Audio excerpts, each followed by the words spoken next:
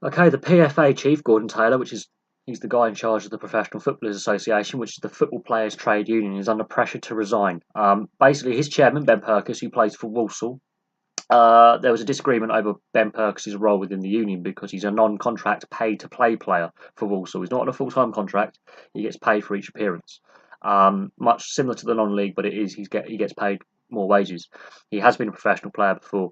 Ben Purkis, Gordon Taylor, basically questioned his role and his suitability to remain as the players' chairman on the PFA.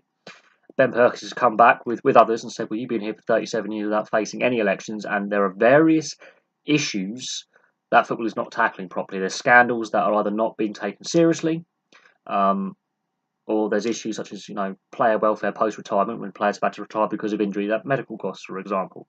Um, and a variety of things that we will discuss. Basically, there are trade union rules in place that a union chief has to face election, much like a political election, on a fixed term, or every so often. Gordon Taylor's been in charge for 37 years without facing a single trade union election. This is alleged. In 37 years, there are a variety of issues that have cropped up, some more than others. The abuse scandal, be it bullying abuse or sexual abuse, whatever kind of abuse it is wide-reaching and is affecting football. End of. That's happened under Gordon Taylor's watch for the most part. Depression within players and suicide. This goes into the concussion and welfare side of things as well, which is another thing that I've mentioned on my list of things to look at.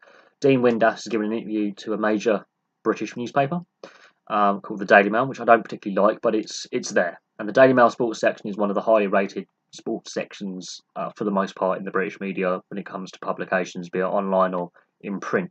Not that I like the rest of the newspaper, I think it's a right-wing rag, but they are mentioning players' depression.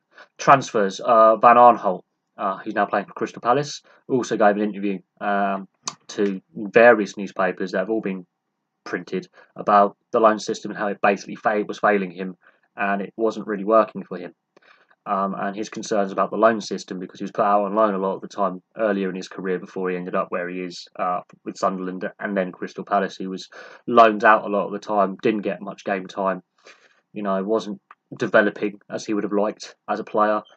He was questioning the loan system and is it being abused by the big clubs and things like that. So these two, depression and transfers, that's come out a lot, and that also links into contracts, what's actually written to a contract. Substance abuse again comes under the welfare side of things.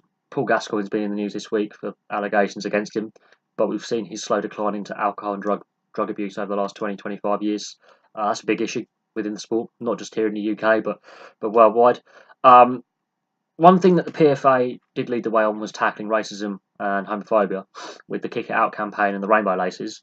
Great that those campaigns are. They are still flawed. There needs to be more outreach rather than just wearing t-shirts and wristbands and standing in solidarity. You actually have to go out and then understand why on the terraces there's racism, homophobia and sexism. You have to actually engage with the fan bases of all the clubs and you have to engage with players to get their feedback. And I don't think there's enough engagement, and that's what some players are saying. There's not enough engagement when it comes to, hey, we are still receiving homophobic, sexist or racist, because there's women players now who are professional. Remember that.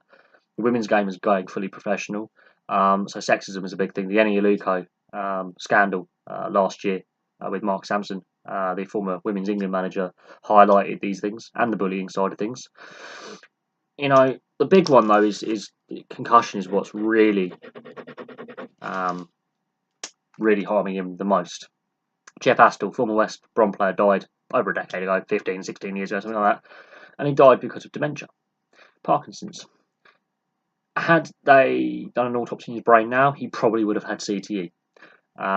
It's not that players don't get concussed. We know in contact sports and team sports, players like rugby, ice hockey, football, players will get concussed. There will be head knocks. We're not arguing that concussion happens. What we are arguing is the welfare post-retirement. Should a player have a brain injury or a head injury?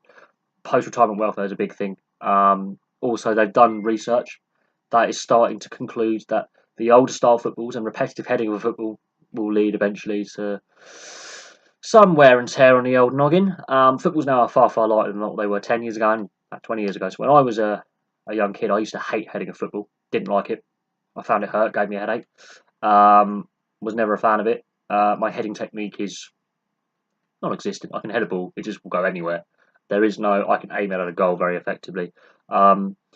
So that kind of welfare side of things, no one's saying take heading of football out of the game. There's a couple of people really on the extreme of it going, oh no. I'm not saying that, but I think players need to be more educated on the risks of head injuries. And also, after they retire, it's not just concussion, it's all injuries. They need to be better looked after with some kind of pension healthcare pot. I think professional sports need to start doing this. They're more than happy to make money off these players, but as soon as they retire, a lot of them, especially at the lower levels, are thrown on the scrap heap. And even with Paul Gascoigne, who was a top level player, substance abuse and his welfare post retirement, it seems every time he does something, someone goes, "Oh, but we're really sad, we're really concerned," but there's not enough actual hands-on. You need help. So there needs to be more open discussion about depression, substance abuse, bullying, sexism, racism, contract dispute, transfers, the actual abuse, and the welfare. And this has all happened under Gordon Taylor's watch. There's been a lot of these scandals, especially in the last couple of years, and action seems to be more reactive, knee-jerk, than proactive, looking regularly. Studies have been done on concussion and also injury welfare.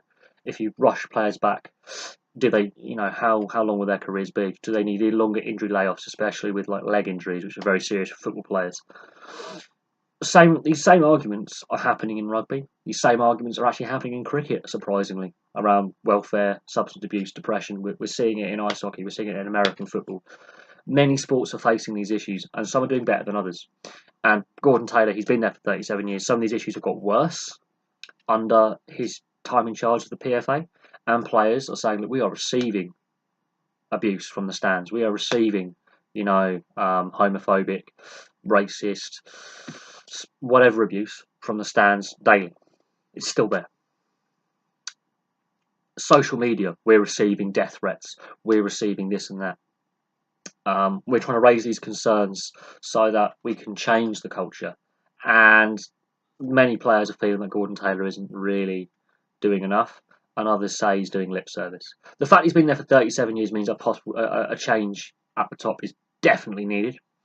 The PFA does need to restructure itself because there is an unwieldy structure. It's not just Gordon Taylor and Ben Purkis. There are so many people involved in various bits and pieces and various departments. Some are current players, some are ex-players. It is a highly convoluted system. Gordon Taylor does have a lot of support within the PFA for people he's put in positions of power within the PFA that deal with things such as racism, community outreach, social media. All the issues that I've just mentioned, there is actually a little department for each. And there is an ex-player in charge of said department, or a current player. But the possible breach of trade union rules on elections and other trade union rules is a concern as well. And a lot of players, most players, don't end up playing in the Premier League and don't get Premier League money. A lot of them actually aren't on that much more than your average worker out there. You've got to look at the lower leagues. Transfers and contracts is a big problem because a lot of lower league clubs barely can afford to pay their playing staff. Some clubs have gone long periods of time, without actually being able to fully pay their players. And players are concerned if a club hits financial difficulty, will they get paid and will their contract be honoured? And again, there seems to be lip service done by the PFA trying to put pressure on the EFL and the Premier League and the FA to make sure players are paid to play, paid their contracts. But we are seeing, as time goes on, greater playing unrest with players, clubs, and the game. We're seeing a threat of a strike in Spain over the plans that La Liga wants to just take games to the US with this TV deal, and the players aren't on board. And their players' union weren't happy; they weren't consulted on changes to the league structure. We're now seeing it here, where the actual union itself is at war with itself here in the UK. We could see player strikes, and a lot of them. I think there's a bigger issue across the board. We're seeing players walk off fields after receiving racist abuse, and when they do complain about racist abuse on the continent, they get a yellow card. So there is an issue with a lot of these issues that are going unresolved, and I can definitely see player strikes at some point, unless there is structural change, not just with the PFA, but with all player unions across Europe. I could see players downing boots, especially at lower leagues, and refusing to play for a variety of reasons. The biggest ones are actually the substance abuse and the racist chants from the stands. Contracts is a big one, and the welfare. A lot of players, what happens when I retire? They're not really either given the skill set to do another job, and if they are, let's say if they have to retire because of injury, do they get restitution? Do they get like a pension pot? And there'll be those arguing, oh, the players are paid, great money. Yeah, in the Premier League. If you're in League Two, a lot of players are not on a lot of money. They don't earn as much as people think. And if they have to retire because of an injury or an illness, like Stephen Darby with motor neurone disease, some of them require a lot of medical care, and it's expensive. And could the PFA put a fund aside from transfer fees or agents' fees to cover that? That's something players are debating. But there we go. Gordon Taylor's under a lot of pressure to resign. I'll leave that there. Thank you very much. For watching. Please like and subscribe. Place your thoughts below. And if you got to the end of this video, well done, because it's one of my longer ones. And I'll have some more videos for you soon.